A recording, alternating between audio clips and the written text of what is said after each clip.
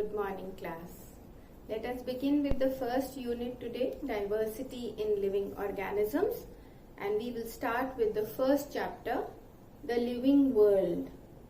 Now, living world. Living means something that has life, and biology is that branch of science that studies life, that is living organisms. Now, what is a living organism? So, when we come to defining a living organism, we say it is a physico-chemical material that possesses a high degree of complexity, possesses metabolism, is capable of responding to the external stimuli, is capable of self-regulation and perpetuates itself through time. That is, it reproduces and produces more of its kind over a period of time. So this is how we define a living organism. I will write the definition. We define living organism as a physico-chemical material capable of self-regulation, has a high degree of complexity, that is, it is complex in form, responds to the external stimuli. Stimuli means changes in the environment, possesses metabolism and perpetuates itself through time. So this is the definition, correct definition of a living organism. Now, what are the characteristics of life? These are very basic things which you have studied in your junior classes. So this is a sort of revision just now for you. Now, what are the characteristics of life? First, living organisms grow. Now, growth is intrinsic. You can say the size of a stone also increases, but that is extrinsic growth, that is growth from outside. Living organisms grow, growth is intrinsic because here the protoplasmic matter increases. There is increase in mass and there is increase in number. So when we talk of living organisms, we say they grow means they are growing intrinsically from within. The size increases, there is repair, cell division occurs, there is repair of old worn out cells. Now plants grow for an indefinite period, whereas animals grow up to a certain age, and after that growth will stop in terms of length or say size, but repair will take place, cell division will take place. The cell number may increase because the old cells are dying and new cells are being formed. So first characteristic, we are discussing the characteristics of life now. So the first characteristic that I told you is growth. Living organisms grow. Then coming to the second, nutrition. Living organisms need food to grow. We are talking of growth. They need food to grow. That means they have to take in food and then only the reactions leading to growth will take place. Now, what are the reactions that go go on in a living organism. The sum total of the reactions that take place in a living organism are called metabolic reactions. So metabolism takes place, and metabolism has been categorized into two kinds: catabolic reactions or catabolism, which leads to breakdown of a certain substance, and anabolic reactions are reactions that lead to formation of substances. So another characteristic is metabolism. Then we come to the next, that is respiration. The food that is taken in by the living organism is broken down to release energy, and this energy is then stored in the form of ATP, adenosine triphosphate, which is the currency of energy, and this energy later helps in the occurrence of the various life processes. Energy is needed for life processes to occur. So this energy is supplied by the food which the living organism takes in. So this is another feature. Then we come to response to stimuli. Now, stimuli means changes in the external environment. So these changes that take place in the external environment can be physical, can be chemical, they can be biological changes. So an animal or a plant responds to these changes. This is called response to stimuli. Human beings are the only organisms which can perceive the changes in the environment, and they also have self-consciousness. That means they can self-consciousness actually means the changes that are taking place within the humans. So humans are the only organisms which have the capability of both these changes. So adaptation is the ability to adjust in the environment, and organisms, they show change in structure, in form, in behavior, so that they are able to adjust and can survive, have the ability to survive in a changing environment. That feature of living organisms is called adaptation. And the most important feature of living organisms is reproduction. Reproduction simply means producing more of its own kind. Now, animals may reproduce sexually, or sometimes they even reproduce asexually, that is without the involvement of sexes. So, we talked about what a living organism is and what are the characteristics of living organisms. Now, living organisms are of great variety. There are diverse forms of living organisms, from the smallest, those that cannot be seen with naked eyes without the use of a microscope, we call them microorganisms. So from the smallest forms of life to the biggest forms of life, there are a great variety. They differ in morphology, in size, in shape, in structure. Their habitats are different, their habits are different. So these diverse forms of life that exist on Earth have been categorized into special groups having some common characteristics so that their study can become easy. Now, together these diverse forms of life are called biodiversity. When we talk about these diverse forms of life, we talk about biodiversity. Bio means life and diverse means variety.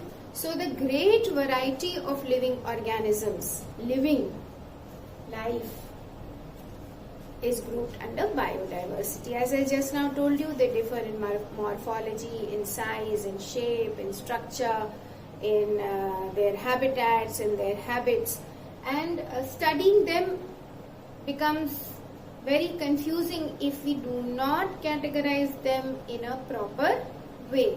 So that is why classification is very important. Classifying these organisms in specific groups.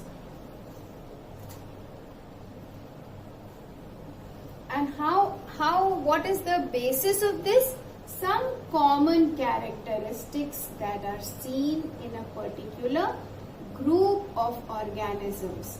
Based on these characteristics, the relationships that exist between them, all these are taken into consideration to group them into certain categories, and that is called classification. So it was necessary to classify these organisms, and there is a history of classification which started in long back in 300 BC.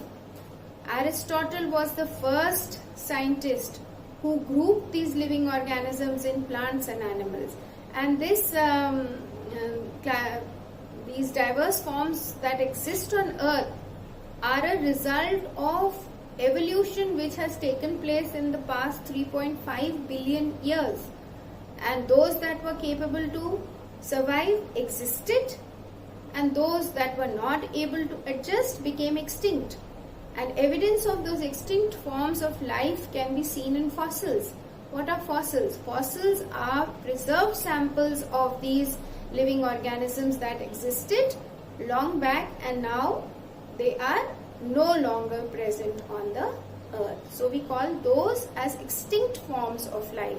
So today whatever is there is that which has been able to survive all the difficult situations, difficult weather conditions, adverse environmental conditions. So they have evolved over the others. So now we will come to the history of classification. You've understood what classification is and why classification was necessary. We come to the history of classification, which dates back to 300 BC. Now, the first person to classify organisms was Aristotle in the year 384 to 322 BC, and he classified living organisms into two categories, plants and animals. Basis of his classification for plants was herbs, shrubs and trees, and for animals his basis was those that lived on land, in air or in water. After Aristotle came Charak. Charak is also known as the father of Ayurveda. In the 1st century AD, he told about 200 plants and about 340 animals in his book Charaka Samahita. Then came an English naturalist called John Ray. In the year 1628 to 1705, he was the one who introduced the term species.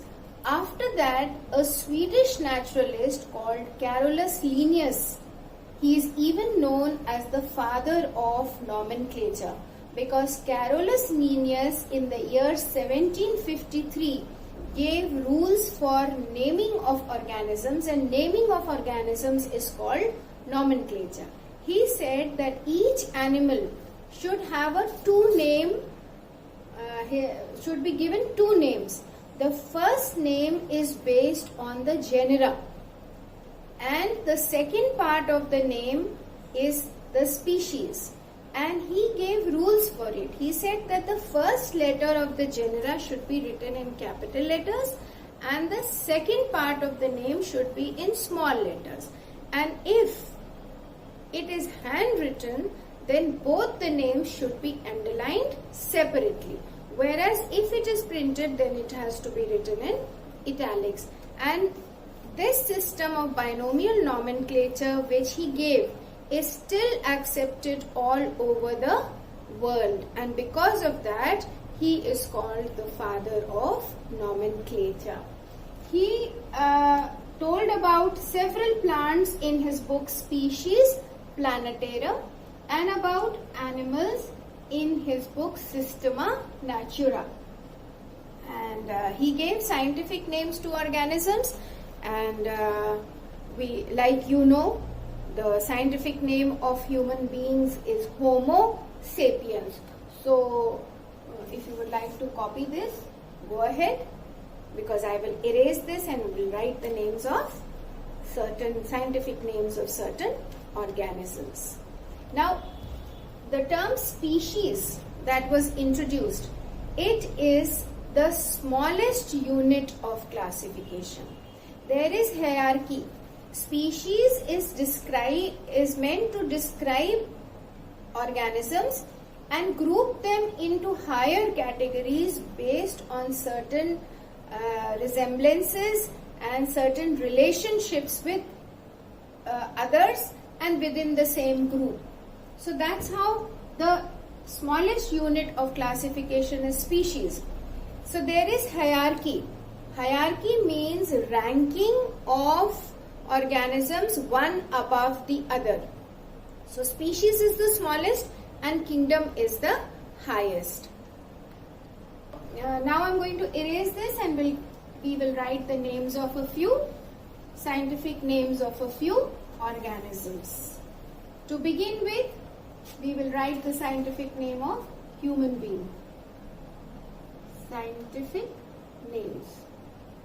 Now, scientific names in case of plants are called botanical names, and in case of animals are called zoological names. So first, man. Man is Homo sapiens. Homo is the genera and sapiens is the species. So according to the rules, the first letter of the genera is written in capital letters. The entire part of the species is written in small letters. Because it is handwritten, so the two words are underlined separately. Then let us write the scientific name of housefly. Housefly is Musca domesticus. Domestica. Then frog is Rana tigrina. Rana genera are with capital, tigrina species, both are underlined. Then let us say cockroach. Cockroach is Periplaneta americana. The two parts of the name have to be underlined. Genus first letter in capital letters. Then let us say earthworm. Earthworm is Ferritima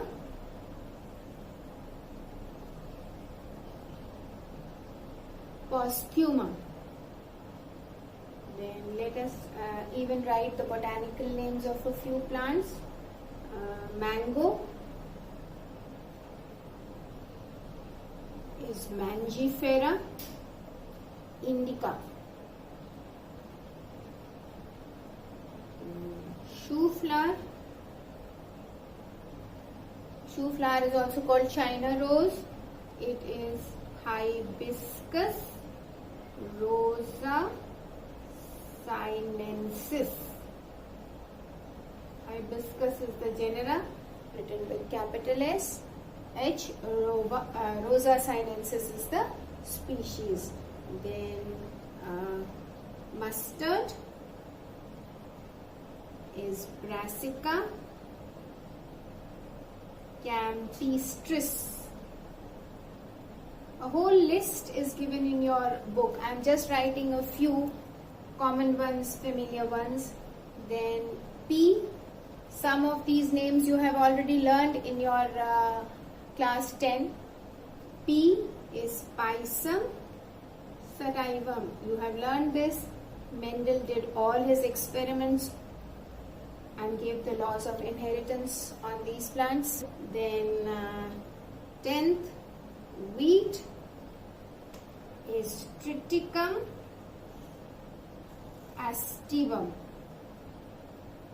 So I have written the names of 10 scientific names of 10 plants as well as animals. And as I told you, the first name is the genera, the second part of the name is the species. The first letter of the genera has to be written in capital letters, as you can see in all these cases, and the species will be in small letters. If it is handwritten, the two words have to be underlined separately. As you have seen, I have underlined both the words separately. If it is written, if it is printed, it has to be written in italics. So these were the rules, and species is the smallest unit. Species is the basic smallest unit of classification. So species is described and then grouped into higher categories based on resemblances and relationships. So now we will come to the major taxonomic hierarchies. So as I told you, hierarchy means grouping one organism, ranking it one above the other. So I am going to erase this and do taxonomical hierarchies. As I told you, species is the smallest unit.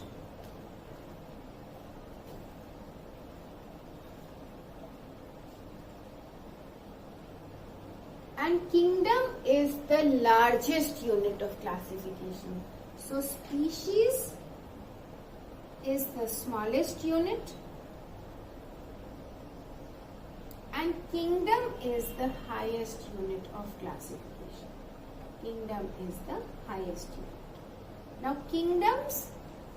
kingdoms are divided into phyla. Singular is phylum. So several phyla make up one kingdom. Phyla are divided into classes.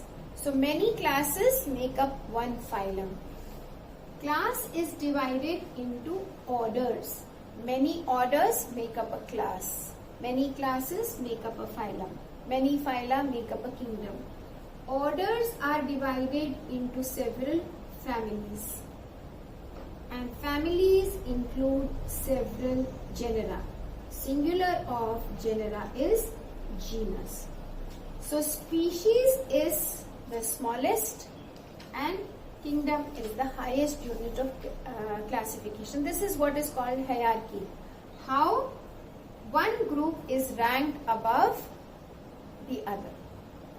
So several species make up one genus, several genera make up one family, several families make up one order, several orders make up a class, many classes make up a phylum, many phyla make up the kingdom. So this is the hierarchy in classification. So based on this hierarchy, we will write the classification of a few organisms now. I will take 2 plants and 2 animals. So let us begin. First, man. Man belongs to the kingdom Animalia. Phylum, Chordata. Class, Mammalia. Order, Primates. Family, Hominidae. Genera, Homo, and species, Sapiens. So this is how man is classified. So this, if you have to write the classification of human being, this is how you will write in the hierarchy order. After this, we will write the classification of housefly. Housefly also belongs to the kingdom Animalia. Phylum is Arthropoda. Class is Insecta. And Order is Diptera. Family is Muscaridae. Genus is Musca. Species is Domestica. So this was about housefly. Then we come to plant mango. So kingdom is Plantae. Phylum is Angiospermae. Class is Dicotyledone. Order is Sapnidales. Family is Anacardiaceae.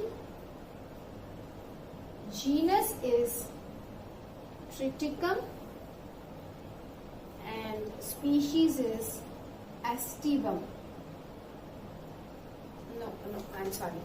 This is the name of wheat. Sorry. This is Mangifera indica. Actually, in my mind it was going on, how will I fit the classification of wheat in such a small space? Anyway, let us try. Wheat belongs to the kingdom Plantae. Family again is Angiospermae. Phylum is Angiospermae. Class is Monocotyledone.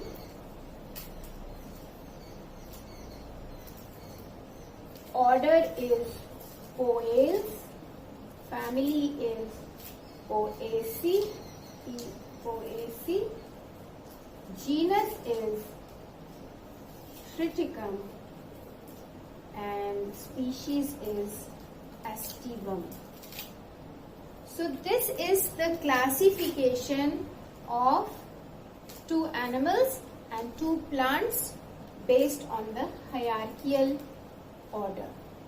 Kingdom is the highest unit of classification and species is the smallest unit of classification.